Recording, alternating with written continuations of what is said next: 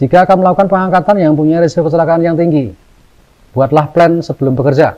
Ya, sebelum Anda melakukan pekerjaan yang berisiko tinggi, buatlah plan sebelum bekerja.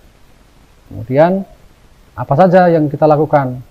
Pertama, yaitu kalkulasi berat beban atau karakter beban yang akan diangkat. Kita harus mengkalkulasi berat beban, memastikan berat beban tersebut berapa. Kemudian karakter beban yang akan diangkat, karakternya seperti apa? Dia mudah bergerak dengan sendirinya atau tidak? Kemudian berikutnya adalah menentukan jenis sling yang akan kita gunakan. Apa sling yang harus kita gunakan untuk mengangkat beban tersebut? Apakah kita menggunakan webbing sling, atau apakah kita menggunakan chain sling, atau kita menggunakan wire sling? Dan berikutnya, kita harus menentukan bentuk pengangkatan. Bentuk pengangkatan seperti apa yang sesuai dengan benda yang akan kita angkat, ya, atau pengangkatan seperti apa yang kita inginkan. Kemudian berikutnya adalah memilih SWL sling yang sesuai dengan beban dan bentuk pemasangan slingnya seperti apa. Ya. Jadi sling yang kita pilih harus sesuai dengan beban dan bentuk pemasangan. Jangan sampai kita salah memilih sling.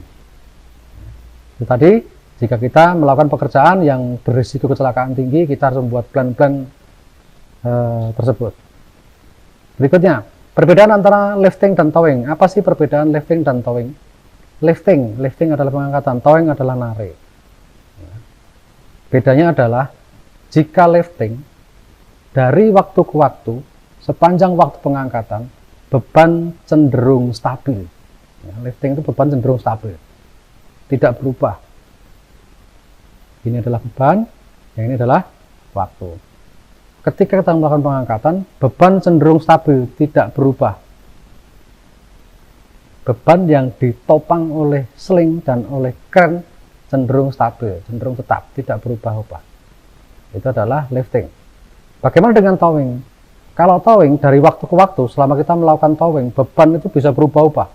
Bisa nol, bisa naik sampai tak terhingga, bahkan bisa turun hingga minus. Nah, itu adalah perbedaan antara lifting dan towing. Oke, berikutnya yaitu webbing sling. Ada bermacam-macam jenis webbing sling yang beredar di pasaran ataupun bahkan di area kerja kita. Nah, ini saya tampilkan beberapa saja yang umum yang banyak digunakan di area kita, ya.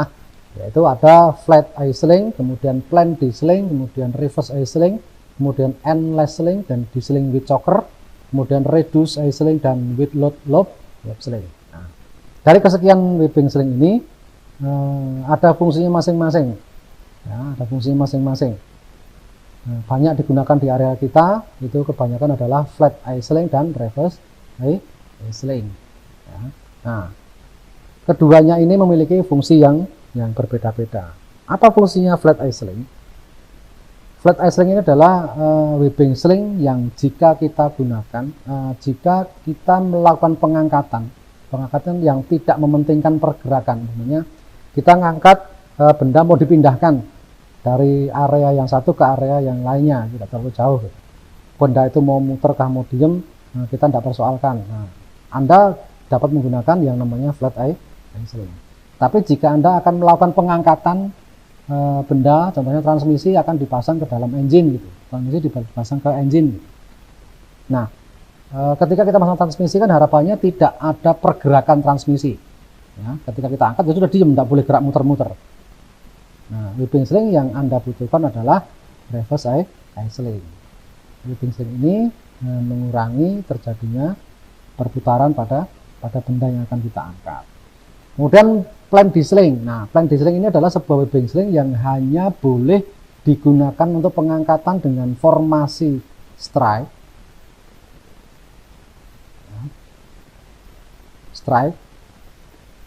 dan basket, ya, dan basket. Plan D sling itu hanya boleh digunakan untuk pengangkatan dengan formasi strike dan basket. Ya. Tidak boleh digunakan untuk pengangkatan dengan formasi choker, tidak boleh digunakan untuk formasi choker. Nah, itu untuk plan D sling. Nah, yang mana Pak kira-kira yang boleh digunakan untuk plan D sling? untuk digunakan pengangkatan dengan formasi choker ini di sling with choker, karena di bakalnya di ujungnya ini sudah disiapkan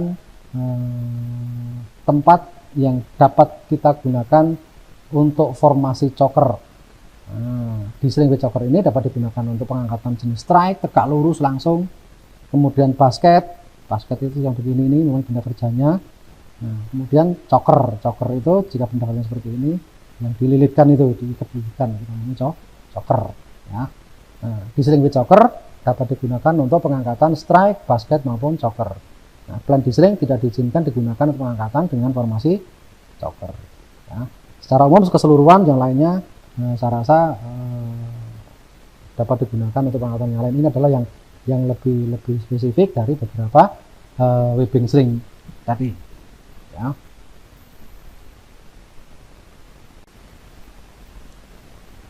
Berikutnya adalah variasi-variasi pengikatan sling. Nah, ada bermacam-macam variasi pengikatan sling. Yang pertama adalah strike load. Strike load. Strike load seperti apa sih? Seperti gambar di samping ini. Jadi diikat langsung ke benda kerjanya. Dikaitkan ke benda kerjanya, dikaitkan ke hook. Itu dikatakan sebagai strike load. Ya, kemudian choker hitch. Choker hitch seperti apa? Ini ya gambarnya. Kalau dilihat dari samping, ini umpama benda kerjanya persegi gitu, cok itu seperti ini. Nah, seperti ini ke hook. Ya, itu adalah choker hitch. Kemudian basket, yang ketiga basket hitch. Kelihatan bisa hitch seperti ini, jadi ditaruh di samping begini ya. Kolongkan begitu saja, tidak dijerat. Ya, kolongkan. Itu adalah basket hit. Berikutnya adalah bridle hit, strike tapi jumlah slingnya lebih dari satu. Ya, ada 4 sling, namanya bridle hit. Jadi sebelum Anda menginjak penghitungan SWL terhadap pengikatan seperti apa, Anda harus benar-benar paham metode-metode formasi-formasi seperti ini. Strike seperti apa, choker seperti apa, basket seperti apa, bridle seperti apa. Karena dari keempat formasi ini, ketika kita hitung SWL-nya, maka walaupun bebannya sama, tali yang dibuat sama, SWL-nya bisa berbeda. Bentuk bendanya juga bisa membedakan atau merubah SWL. Jadi pertama-tama Anda harus paham benar strike load seperti apa, choker hit seperti apa, basket hit seperti apa, dan bridle seperti apa. Ini harus benar-benar tahu sebelum melangkah lebih jauh. Oke, berikutnya webbing sling. Ini ada sebuah tabel webbing sling yang dapat kita gunakan untuk panduan ketika kita melakukan pengangkatan. Ya, ini saya akan beri contoh 1 atau 2 saja. Ya, kolom yang warna coklat adalah kolom warna ini ke bawah ini. Kemudian ada pengangkatan vertikal, cok, basket maupun 90 derajat basket. Ini adalah ton untuk SWL-nya yang ke bawah ya. Kolom ke samping adalah kolom untuk warna-warna webbing sling. Kita ambil contoh salah satu. Webbing sling berwarna merah. Jika kita akan melakukan pengangkatan dengan formasi vertikal, maka SWL-nya adalah 5 ton vertikal. Nah, merah tersebut bagaimana kalau kita gunakan untuk pengangkatan dengan formasi choker? Choker. Warnanya merah. Berarti berapa SWL-nya? 4 ton. Ya. Jika kita akan melakukan pengangkatan dengan formasi basket, kira-kira bagaimana? Berarti 7 ton. Ya. Warna merah tadi. Kalau kita melakukan pengangkatan basket dengan sudut 90 derajat, bagaimana kira-kira SWL-nya? Tinggal narik ke sebelah lagi. Dengan sudut 90 derajat basket, maka SWL-nya adalah 10 ton. Ya. Kenapa kok berbeda? Ini adalah nanti akan kita bahas di belakang. Kenapa membuat perbedaan pada saat melakukan pengangkatan? Ya, nanti ada hitung-hitungannya. Nah, ini mengajari kita, memberitahu kita bahwa ketika kita melakukan pengangkatan menggunakan webbing sling, kemudian variasi pengikatannya itu kita selalu berubah-ubah, hati-hati ya. Hati-hati. Jangan sampai formasi yang kita gunakan tadi sudah benar, tapi kita salah memperhitungkan tabel daripada webbing sling SWL-nya. Ya. Hati-hati ketika kita melakukan pengangkatan, ternyata walaupun warna merah ini tertuliskan SWL-nya 3 ton gitu. 3 ton itu untuk apa? Ternyata 3 ton itu hanya untuk pengangkatan jenis vertikal. Jika kita lakukan pengangkatan untuk yang formasi choker, maka dia akan turun 2,4 ton. Ya. Jadi hati-hati ketika kita melakukan pengangkatan menggunakan webbing sling, lihat dulu tabelnya atau dihitung dulu, atau pastikan benar-benar SWL-nya yang tepat berapa dengan formasi yang akan Anda lakukan tadi. Ya. Oke, berikutnya ini adalah beberapa contoh webbing sling yang tidak standar untuk digunakan. Ya. Yang pertama adalah sebuah webbing sling yang terkena ini garis ini, yang pernah terkena benda tajam, ya, terpotong atau terkena benda tajam. Kemudian yang kedua adalah sebuah webbing sling yang pernah terkena benda panas, ya, benda panas yang melebihi kemampuannya dia sehingga dia terbakar. Kemudian yang ketiga yaitu sebuah webbing sling yang pernah terkenai asam keras atau air aki, ya, sehingga dia rusak. Kemudian yang keempat adalah sebuah webbing sling yang terkena temperatur tinggi, dibakar, benda panas. Ya. Kemudian yang kelima ini hampir sama dengan yang nomor 1, dia terkenai benda tajam atau terpotong. Kemudian yang keenam adalah pernah terkena beban melebihi kemampuannya dia, ya, beban melebihi kemampuannya dia, sehingga terjadi putus tapi tidak keseluruhan putus. Nah, keenam contoh ini adalah contoh-contoh webbing sling yang tidak layak untuk digunakan, tidak boleh digunakan jika kondisinya seperti ini. Ya. Ingat, jika webbing sling cacat sedikitpun, tolong disampaikan ke atasannya masing-masing. Ya. Untuk diperiksa, bila perlu diakhir tidak digunakan kembali. Karena kita melakukan pemaksaan menggunakan webbing sling akan menyebabkan bahaya pada diri kita. Berikutnya yaitu tali kawat baja. Temperatur maksimum yang boleh didekatkan dengan tali kawat baja adalah 95 derajat Celcius. Lebih dari 95 derajat Celcius akan merusak struktur bahan daripada tali kawat baja. Diameter minimum yang boleh digunakan di area KPC untuk digunakan sebagai alat bantu angkat adalah 5 mm.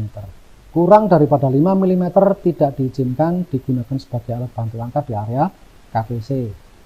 Nah, kecuali Anda hanya menggunakan untuk ikat, gitu ya, masih diizinkan. Yang penting tidak digunakan sebagai alat bantu angkat. Itu adalah tali kawat baja. Berikutnya jenis-jenis tali kawat baja berdasarkan strength. Ya, berdasarkan strengthnya tali kawat baja itu dibedakan menjadi 3, ya, yaitu cross lay atau regular lay, length lay atau parallel lay, dan non rotating rope atau multi strand. Cross lay atau regular lay. Seperti apa sih cross lay atau regular lay? Cross lay atau regular lay jika sebuah sling pilihan antara strand dan wire dan rope itu berlawanan arah. Rope-nya dipintal ke arah bawah, tapi strand-nya dipintal ke arah atas. Ya. Pemintalan antara rope dengan strand itu berlawanan arah, dikatakan sebagai cross lay atau regular lay. Bagaimana dengan length lay atau parallel lay?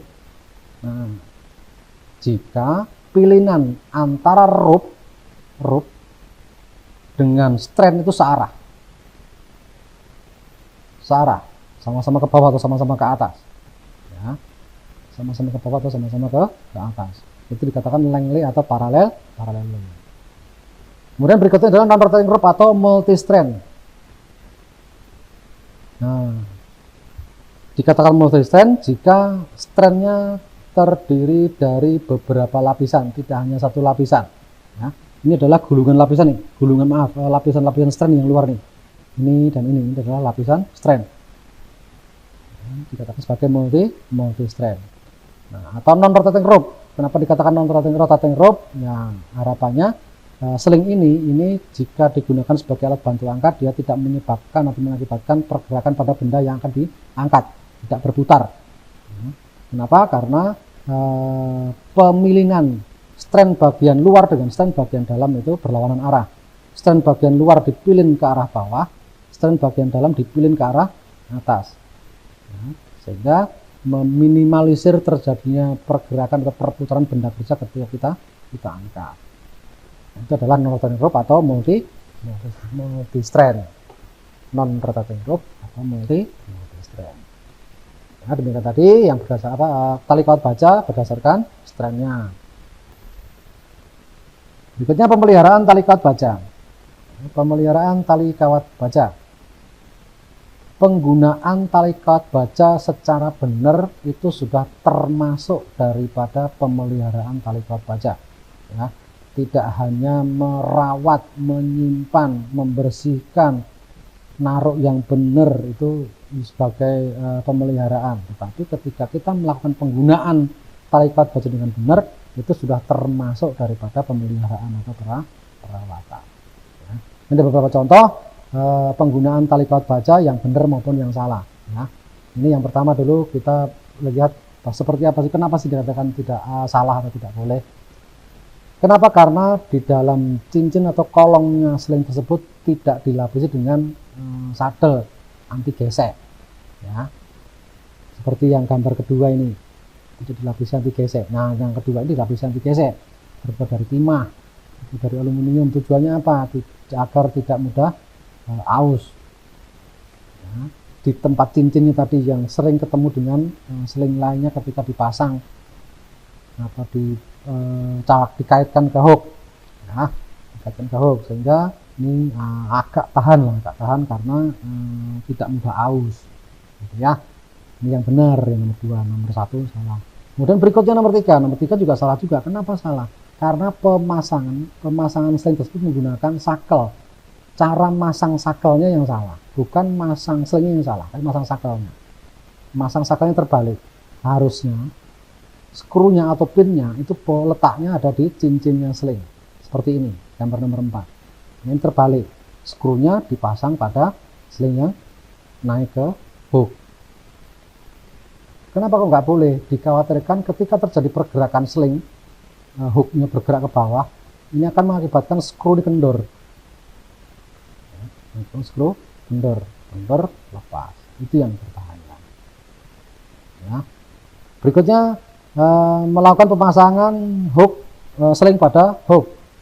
Melakukan pemasangan seling pada hook.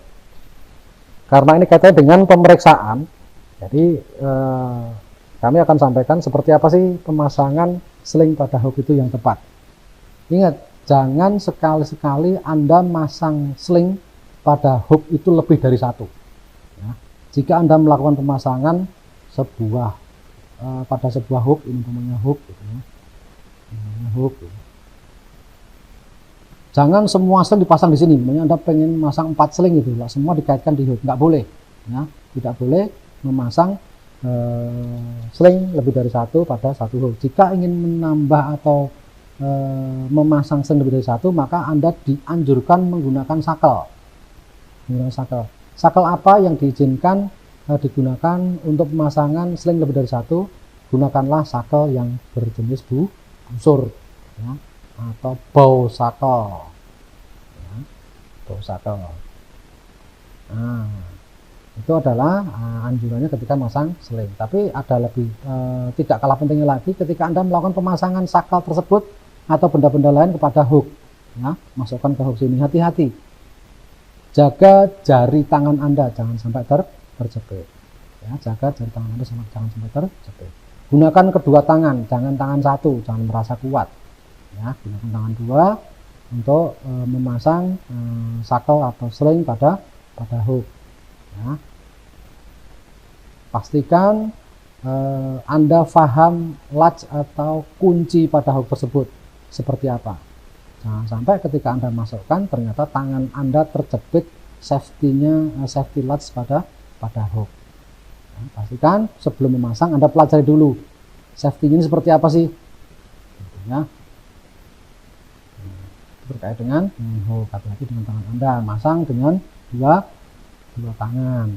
Kemudian ingat, kita punya 5 jari, ya, 5 jari dari jempol sampai kelingking. Ketika Anda menggunakan 4 jari ini gunakan sama-sama, ya. 4 jari jangan digunakan sama-sama, ini jempolnya juga digunakan.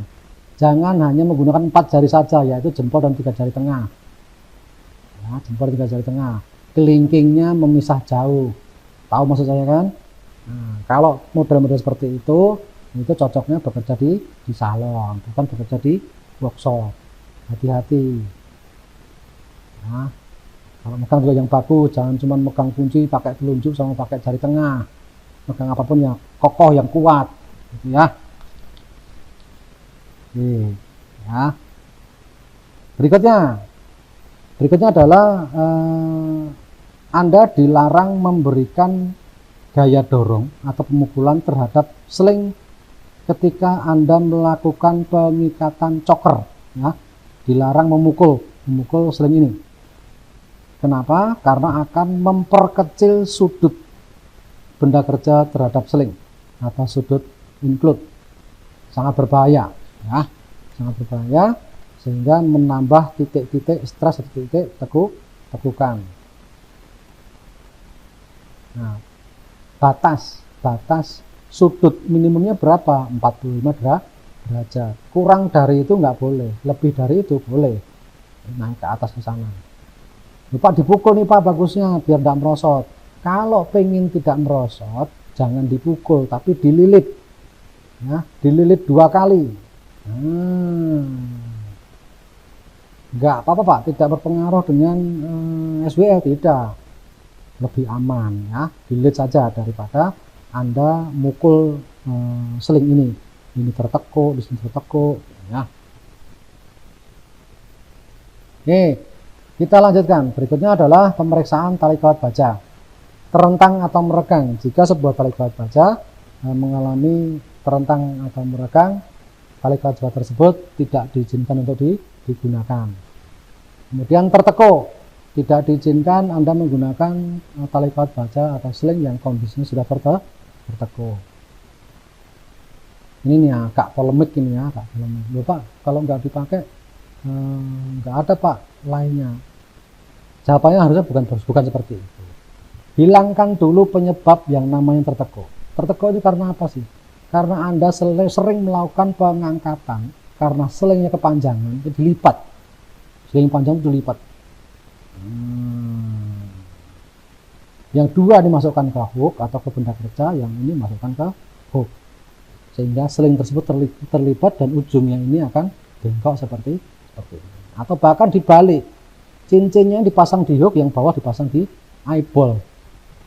Sangat-sangat berbahaya. Nah, kalau sudah seperti ini, nanti ngomongnya nggak ada yang lain Pak, harus dipakai. Padahal yang salah siapa? Yang salah yang make. Pada saat pertama Anda make sudah salah. Ketika bengkok, alasannya nggak ada yang lain. Ya. Jadi hilangkan dulu cara lama, cara yang tidak benar ketika Anda melakukan pengangkatan melipat seling, hilangkan dulu. Nah, setelah Anda hilangkan, insya Allah akan mengurangi terjadinya seling terlipat atau tertekuk. Ya. Ingat, jika ada seling yang tertekuk seperti ini tidak mau kembali lurus lagi, jangan digunakan. Berarti seling tersebut sudah stres. Ya. Seling tersebut sudah stres. Bayangkan manusia ketika tadinya muda berjalan tegak lurus, tiba-tiba jadi begini jalannya gitu. Kira-kira kalau muda ini kuat ngangkat berapa? Taruhlah 50 kg. Kalau sudah seperti ini kira-kira kuat enggak ngangkat 50 kg? Ya, karena sudah stres, sudah menurun kemampuannya, jadi dilarang untuk digunakan seling jenis seperti ini. Kemudian diameter mengecil. Jika seling tali kawat baja mengalami pengecilan diameter, maka tali kawat baja tersebut juga tidak boleh digunakan. Karena apa? Semua, jika ada apapun penyebabnya, jika tali kawat baja diameter mengecil, maka tali kawat baja tersebut tidak boleh digunakan. Bentuk pilihan berubah. Kenapa kok berubah?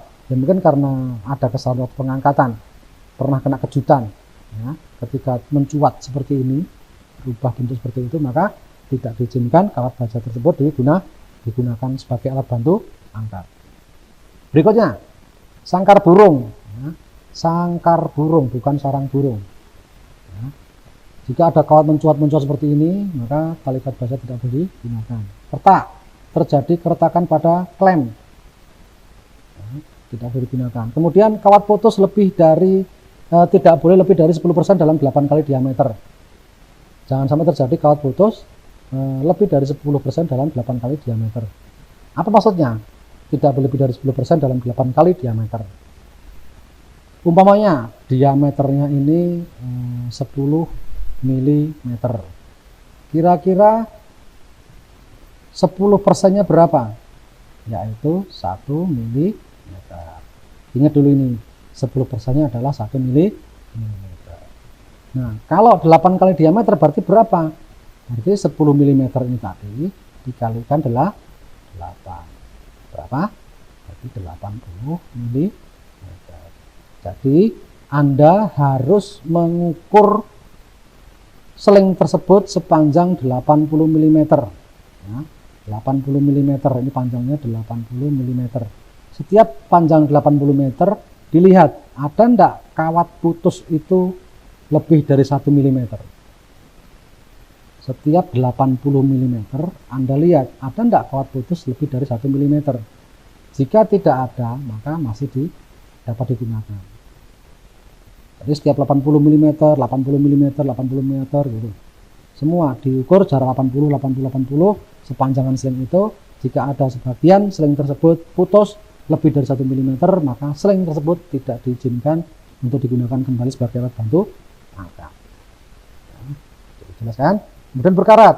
Jika sebuah tali kawat baja atau seling berkarat, maka tidak diizinkan digunakan. Kenapa?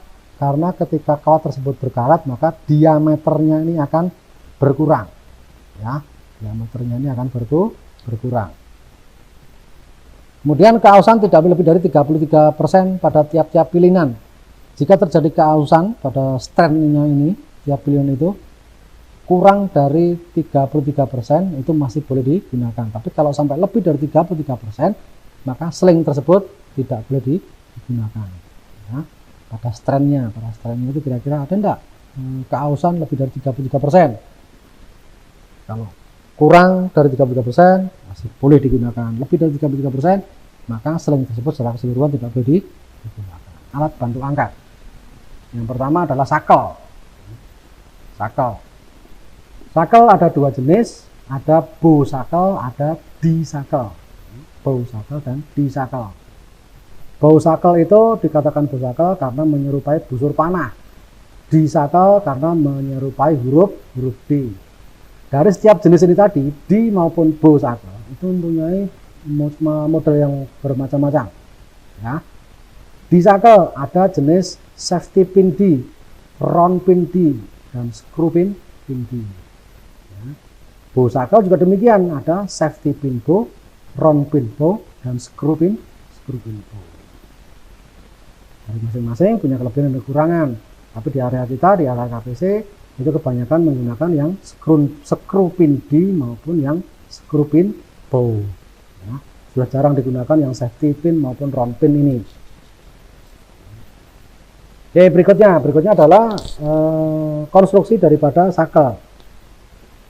Komponen sakel, ada sakel pin ini adalah sakel pin ini. Sakel pin, kemudian safety nut, kemudian safety pin, ya. Dan kemudian ini ada sakel bodinya. Ini adalah sakel bodi. Nah, pada sakel jenis bow sakel itu ada tanda 45 derajat. Apa maksud daripada 45 derajat daripada sakel tersebut? Begini, kalau kita tarik gambar garis lurus begitu di gambar ini namanya bownya. Di sini 45, di sini 45. 45 dari mana? Dari tengah-tengah. Ya, dari tengah-tengah. Nah, ini 45, ini 45. Harapannya oleh pabrik pembuat adalah Anda ketika melakukan pengangkatan itu meletakkan seling itu hanya boleh di dalam sudut 45 kanan kiri ini. Ya. Harapannya Anda meletakkan seling itu hanya di dalam sudut 45 derajat ini. Tidak boleh di luar ini, tidak boleh. Jadi harapannya hanya di luar ini saja. Nah, di dalam sini faktor keselamatannya lebih besar daripada faktor loss-nya. Ya, faktor keselamatannya lebih besar daripada faktor loss-nya. Ya. Menurut pabrik pembuat sakel. Oke, berikutnya bagaimana cara penggunaan sakel yang benar? Nah, bagaimana cara penggunaan sakel yang benar? Gunakanlah sakel itu seperti ini, ya. Satunya di skrunya, satunya di bow-nya atau di D-nya, di busurnya. Jangan di samping slingnya atau miring seperti ini. Nah, ini akan merusak sakel, membuat sakel mekar, patah. Ya. Nah, sakel ada dua jenis. Ya, sakel dua jenis tadi, ada D-sakel dan bow-sakel.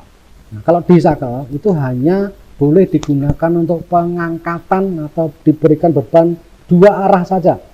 Satu di skru, satu di D-nya, ya, di bodinya. Ya, hanya untuk dua arah. Kalau yang bow-sakel itu bisa lebih dari satu. Satu di skrunya, satu di dalam daripada sudut 45 derajat. Bisa 3 tempat, 1, 2, 3 ini. Ini adalah harus dalam sudut 45 derajat. Nah, kalau dikembalikan ke depan lagi, sempat saya singgung di depan, jika Anda melakukan pengangkatan menggunakan sling lebih dari satu, maka Anda hanya boleh menggunakan sling yang jenis sakel yang jenisnya bow-sakel. Ya, jenisnya bow-sakel. Di sakel tidak boleh digunakan untuk pengangkatan dengan sling lebih dari satu. Ya. Oke, kita lanjutkan. Ya, berikutnya rekomendasi penggunaan untuk sakel, ya. Ini ada tanda silang ini. Jadi diharapkan Anda tidak menggunakan sakel itu ditarik dari samping seperti ini, ya. Ditarik dari samping, tarik ke sana, tidak boleh. Ya. Jadi kalau menggunakan ditarik ya seperti ini. Ini di angkornya nariknya ke sana, ya. Seperti ini. Jadi sakel itu bisa bergerak ke kanan maupun ke kiri. Jadi tidak ke samping seperti ini akan merusak sakel. Ya. Oke, berikutnya. Nah, ketika Anda menggunakan sakel, bow sakel menggunakan sling lebih dari satu, jangan salah sampai terbalik. Skru jangan dipasang di bawah. Skrunya diletakkan di hook. Ya, skru diletakkan di hook, kemudian slingnya diletakkan di bodinya. Ya, bodinya. Ingat, Anda hanya diizinkan meletakkan sling itu di dalam sudut 45 derajat yang tertera pada sakel. Kenapa? Karena oleh pabrik pembuat sudah bisa diberikan batasan. Jika Anda meletakkan sling itu di bawah sudut 45 derajat, ya, di dalam sudut 45 derajat ini, kemungkinan loss-nya itu hanya sekitar 30% saja. Ya, sekitar 30% saja. Jika Anda meletakkan sling itu di bawah sudut 45 derajat. Tapi kalau Anda meletakkan di atas sudut 45 derajat, maka faktor loss-nya adalah 50%.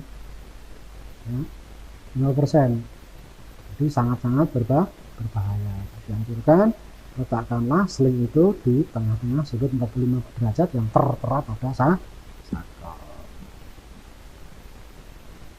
Ya, ini permasalahan yang tepat seperti ini. Nah, ingat ketika Anda memasang sakel, memasang sling pada hook, harus menggunakan tangan dua. Di depan tadi sempat saya ingatkan. Kalau menggunakan overhead crane yang menggunakan remote, dimohon remote-nya itu dimatikan dulu. Ya, remote dimatikan dulu, diamankan. Ya. Di crane dimatikan, remote dimatikan, baru dipasang. Jangan sekali-sekali karena sebentar aja buru-buru tanpa mematikan remote, Anda memasang sling atau sakel ini ke hook. Ya. Pesan ini diperintahkan oleh KTT untuk disampaikan kita semua. Harapannya apa? Harapannya agar kita selamat pada saat kita melakukan pekerjaan pengangkatan. Ya, melakukan pekerjaan pengangkatan. Itu yang pertama adalah ketika kita memasang sakel, memasang sling, memasang benda kerja pada hook, harus menggunakan tangan dua. Ya, tangan dua. Yang kedua adalah ketika kita memasang benda kerja sling atau hook, sling pada hook atau sakel pada hook, remote Kren harus diamankan, remote override kren harus diamankan, dimatikan terlebih dahulu, diamankan. Ya. Ini adalah pesan dari Bapak KTT, mohon diperhatikan. Ya. Oke, berikutnya, jika Anda melakukan pemasangan, sakel pada hook, usahakan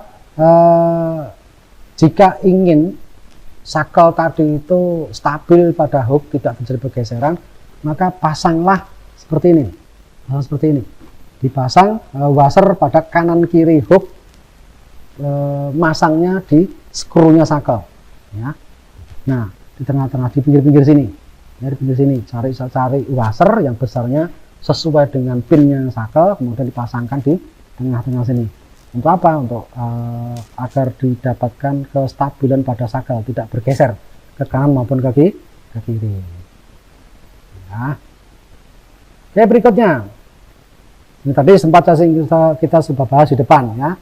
Kita bahas di depan bahwa ketika kita melakukan pemasangan sakel, jangan sampai terbalik. Busur sakelnya harus berada pada sling yang hidup, kita sebut sling yang hidup ini, ya. Sling yang hidup. Jadi busur sakelnya ini berada di sling yang hidup dan skrunya pada sling yang mati di kolongnya. Jangan terbalik, skrunya di sling yang hidup, busurnya di sling yang mati. Berbahaya, ketika terjadi pergerakan maka skrunya ini akan kendor dan terlepas. Ya. Pemasangan sakel, angkor juga harus sejajar masang angkornya, ya, sejajar, jangan kebalik seperti ini. Ini akan membahayakan sakel akan ketarik ke samping, mengakibatkan sakel itu rusak atau putus, ya. Harus segaris angkornya sehingga sakelnya bisa bergerak. Kemudian ketika kita melakukan pengangkatan membentuk sudut, jangan sekali-sekali hanya menggunakan satu buah sling, ya. Jangan sekali-sekali menggunakan satu buah sling, sangat berbahaya. Kenapa? Karena akan mengakibatkan pergeseran pengangkatan. Ketika bergeser bahaya jatuh, ya. Pak, dililit nggak boleh, dilipat nggak boleh, ya. Jangan melilit sling ini pada hook maupun pada sakel. Jadi harus bagaimana? Gunakan dua buah sling, ya. Gunakan dua buah sling. Kalau bisa panjangnya sama agar sudut inputnya bisa didapatkan sama, beban yang ditopang oleh sling juga sama, ya. Itu. Oke, kita lanjutkan outrigger. Ya, outrigger. Ada beberapa posisi yang diizinkan ketika Anda melakukan pengoperasian mobile crane. Nah, ini pengoperasian mobile crane. Tidak kita bahas detail, tapi hanya pokok-pokoknya saja, yaitu bagaimana meletakkannya outrigger. Nah, ketika Anda melakukan pengangkatan, harapannya adalah bannya mobile crane itu semua harus terangkat, level. Tidak boleh ada yang menyentuh tanah, sedikit pun. Kemudian outrigger itu semua harus keluar sampai di limit, ya, batasan maksimum. Tidak boleh panjang sebelah, tidak boleh setengah-setengah mengeluarkannya outrigger. Harus keluar sepenuhnya. Kenapa? Karena SWL yang tertera pada unit, itu SWL yang tertera pada unit itu mengacu pada pijakan outrigger dan beban yang ditopang oleh sasis, bukan oleh ban. Beban ditopang oleh sasis, kemudian oleh outrigger. Jangan sampai dipendekkan. Jika dipendekkan, maka jangkauannya akan menurun, sangat berbahaya, bisa tipping. Jadi pabrik pembuat mengatur SWL itu pada saat nguji, yaitu outriggernya dikeluarkan sempurna, ban diangkat semua hingga level. Jadi jangan, yang penting ini keluarkan tetapi ngangkatnya nggak sempurna, bannya masih tergantung, ya, bannya tergantung, itu juga sangat berbahaya. Kemudian bannya tergantung sempurna tetapi panjangnya outrigger hanya sebelah saja, sebelah dipanjangkan sebelah enggak boleh, enggak boleh. Walaupun tempatnya ini keras tapi nggak rata, boleh enggak boleh, ya, hati-hati, ya. Oke, berikutnya pengganjalan outrigger. Hati-hati ketika Anda melakukan pengganjalan, jangan meletakkan ganjal outrigger itu menggunakan kayu-kayu palet, ya, kayu yang lunak. Kemudian jangan meletakkan outrigger itu di tempat-tempat yang umpamanya nih tanahnya pecah-pecah, tanahnya gembur, nggak boleh. Nah, seperti ini tanahnya gembur, nggak boleh. Jadi letakkan tapaknya outrigger itu pada permukaan tanah, bidang tanah yang stabil dan keras, kemudian berikan tapak penopang berupa kayu solid atau teflon.